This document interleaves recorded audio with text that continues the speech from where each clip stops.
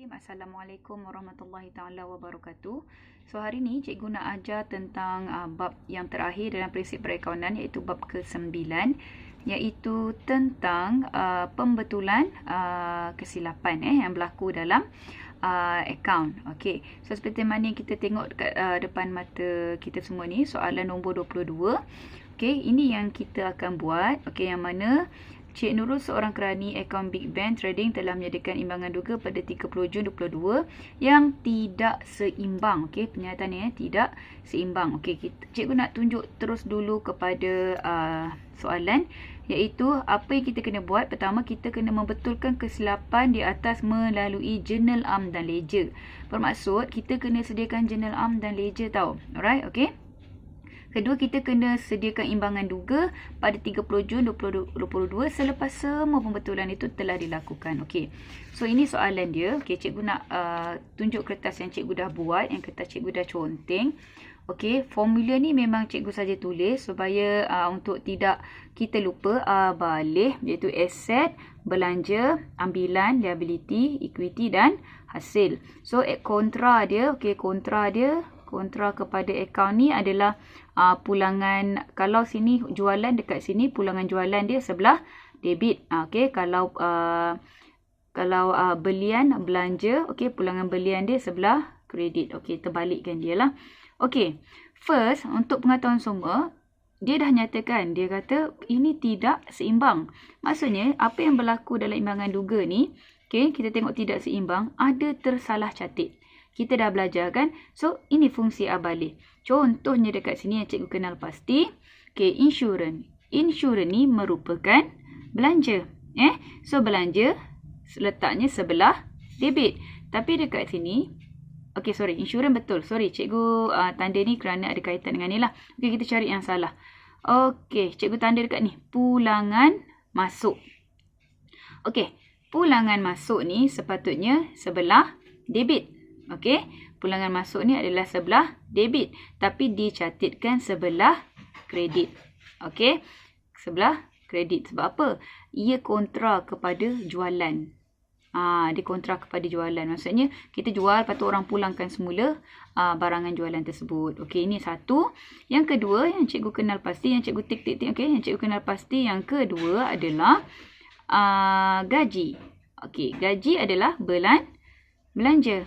Belanja sepatutnya sebelah debit, tapi dia catat sebelah kredit. Okey. So dekat situ ada kesilapan yang berlaku yang kita kena betulkan. Itu satulah kamu kena kenal pasti. Okey, yang kedua, baca dia punya maklumat tambahan. Ini yang kita kena betulkan. Alright. So, cikgu dah buat. Okey, cikgu tunjuk. Okey. Okey, cikgu dah buka jurnal am. Sebab soalan minta jurnal am dan ledger. Okey, first kita buka dulu jurnal am. Okey, tengok. Akaun belum terima dan akaun belum bayar terlebih catat 2,300. So, kita kena buka akaun belum terima dan akaun belum bayar terlebih catat 2,300. Maksudnya kita kena kurangkan dalam akaun tersebut. Okey.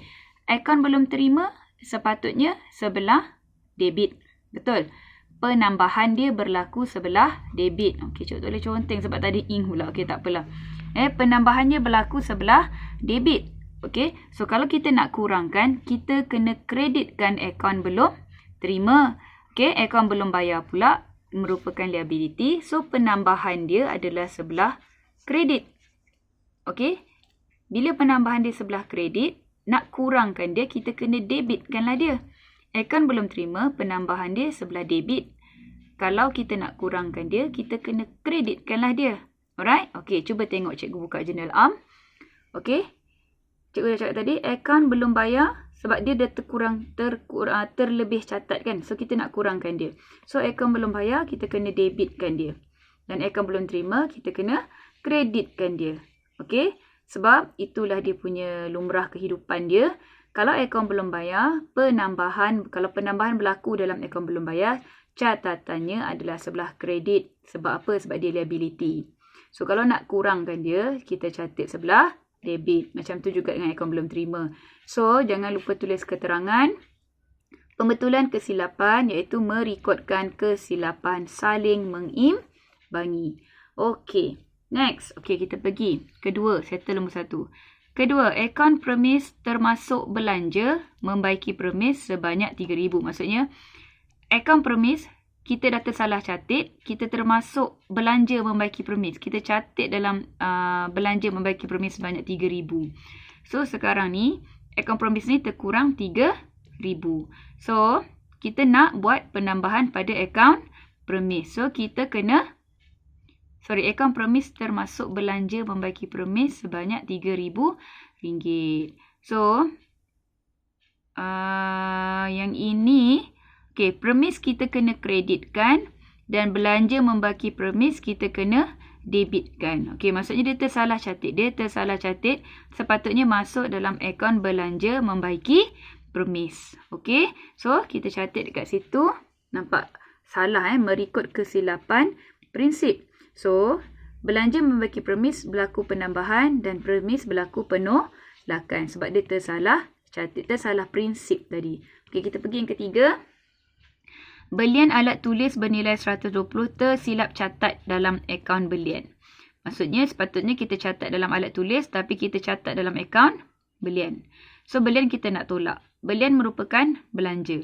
So, kalau nak kurang, kena catat sebelah kredit. Yang ini kita nak tambah.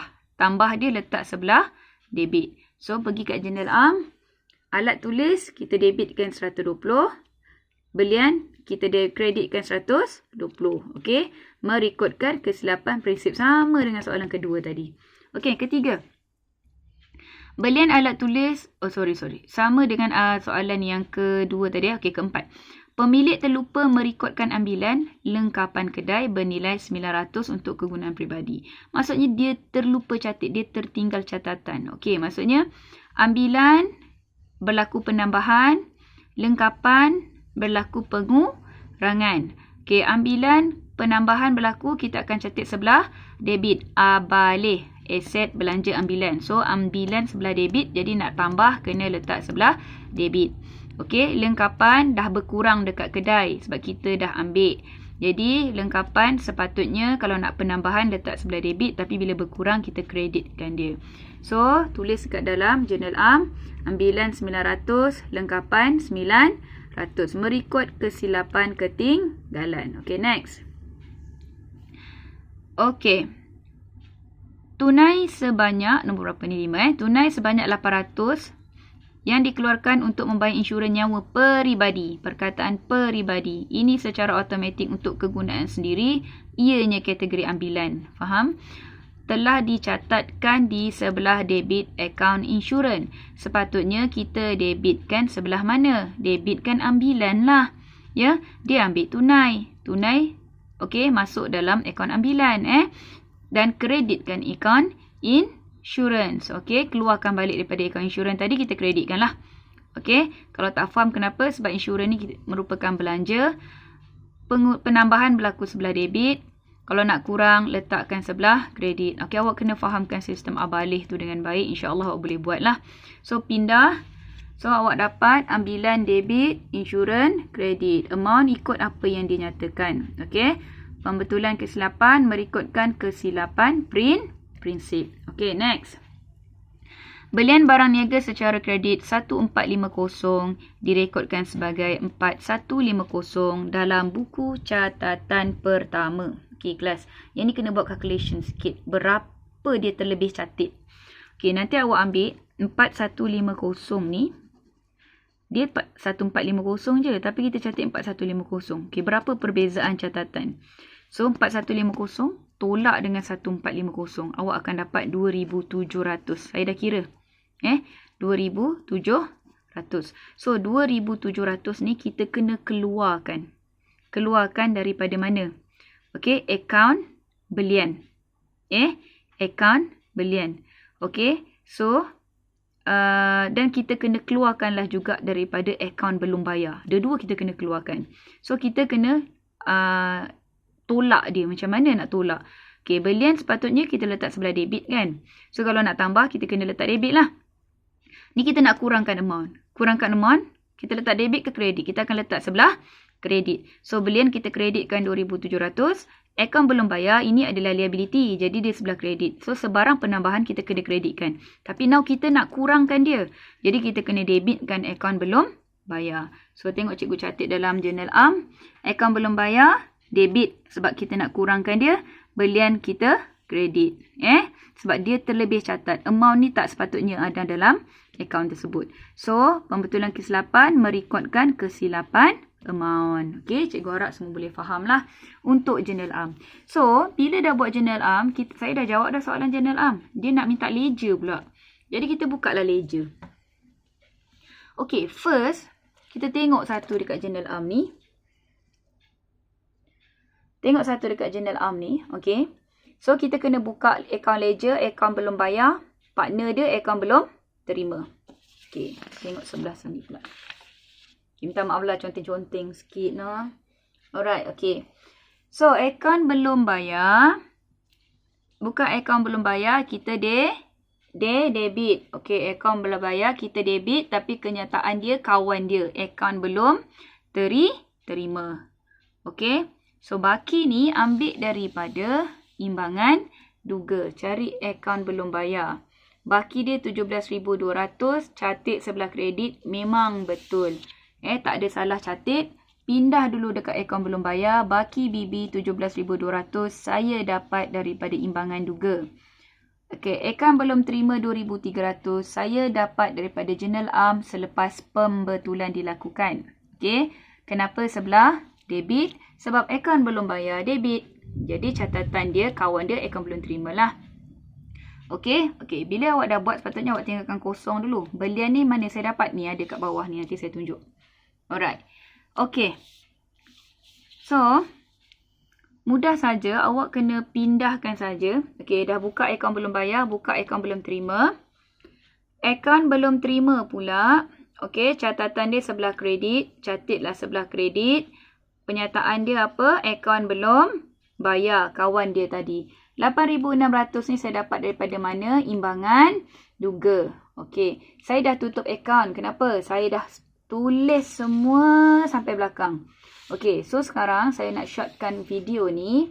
Saya nak awak pindah masuk daripada sini pergi ke ledger. Buka akaun ledger dan tutup ledger kamu seperti mana yang kita dah buat. Okey, so bila awak dah buat, awak dah catat dan awak dah tutup, dah dapat baki BB, awak buatlah imbangan duga. Kita akan jawab soalan B, soalan imbangan duga. Imbangan duga ni macam mana nak dapat?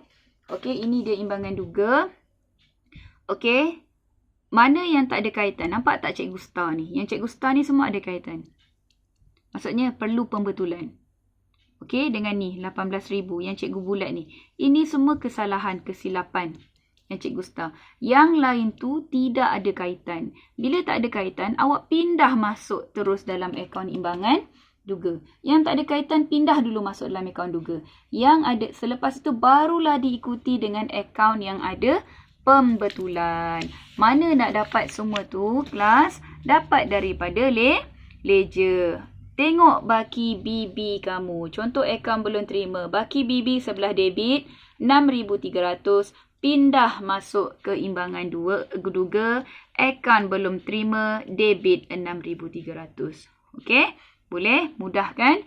Jadi bila dah pindah masuk semua, kira, dapatkan. Pastikan kedua-dua debit dan kredit ini seimbang. Maksudnya bila seimbang, maka apa yang awak buat tu betul lah. Alright? Okay? So itu sajalah daripada cikgu. Sekian. Terima kasih. Assalamualaikum.